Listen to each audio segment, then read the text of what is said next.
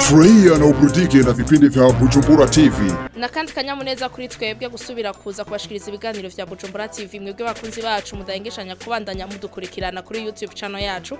Tubandanya tubashimira ko tuguma tubona ko mugwa mugira ama subscribe, ama share n'ama comments menshi. Kandi akazi karacari kare turakeneye gushika kure, turashaka gushikana kure umuziki ndundi. Ivyo ni tuzobishobora tutari kumwe na mwebwe. Byo ntibizokunda mutakumye mukurikirana ibiganiro vya Bujumbura TV.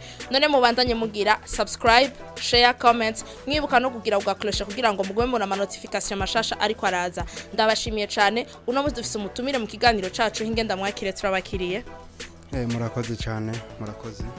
Kwariko barakura muri kano kanya kuri Bujumbura TV ninde turiko turavugana? Muri ko muvugana na Nieva J, umuririmbyi asanzwe aririmba indirimbo keshi mu Kirundi. Yego. Eva J n'umuririmbyi wa hani wacu. Eva J afise indirimbo zingahe? Afise indirimbo zitatu. Nkaba ndiko ndakora bishasha. Yego. Indirimbo zitatu mwotubwira amatitre yazo? Yego, hariho yitwa Genda umubwire, hari yitwa Urukundo ni hatari, hari yitwa Naragukunze. Ducishiriza ko gato kakapera gato kagenda umubwire Eva J.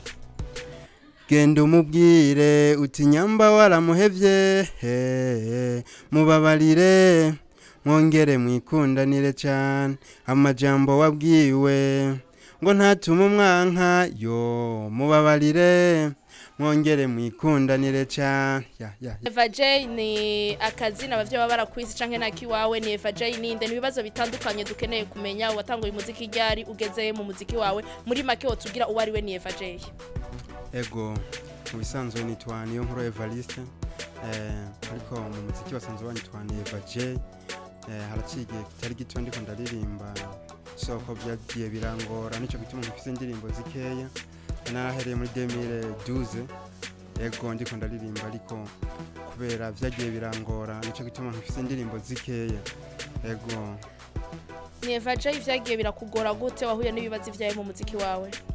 Hari ibibazo byinshi mu muziki bigenda birahura no mu ririmbyi, nk'ibintu by'uburyo, kubera ibintu bya management usanga bigoye ngaha mu gihugu cy'u Burundi. Aho niho byagenda biratugorera kenshi. Ni Eva J uriko na canke urafise umuntu agufata mu mugongo mu bikorwa vyawe? Oya sindashobora kumuronka ubu, novuga ndigwanako, nico gituma bingora.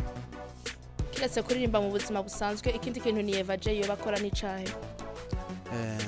Ndi umucuruzi, ndadandaza impuzu. Ego nako kazi vraiment kambeshijeho. Ego cyane gose, hariho bishasha ndiko ndakora, ndi muri studio. Abakunzi banje birashika bakaba badaherutse kumbona habona muri no misi, ariko ndababwire yuko bitega ikintu gishasha cyane kizoza kubaryohera kibanezera. Mu misi narimaze ntariko ndakora, sinicaye ndiko ndakora, bazoyibona muri iyi misi ndi muri studio. Ni Eva J uri muri studio. Ni indirimbo zawe wenyene canke urafise abandi baririmbyi batandukanye bahani wacu wahaye ama featuring? Oya, muno mwanya ndiko ndikorana kwanza, nashimye kubanza kubona aho no kwigeza je ubwanje.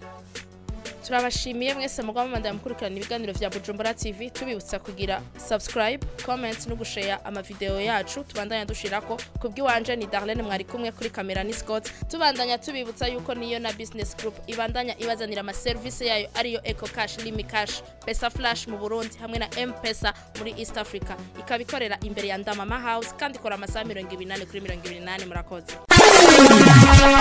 Furahia na uburudike na vipindi vya Bujumbura TV.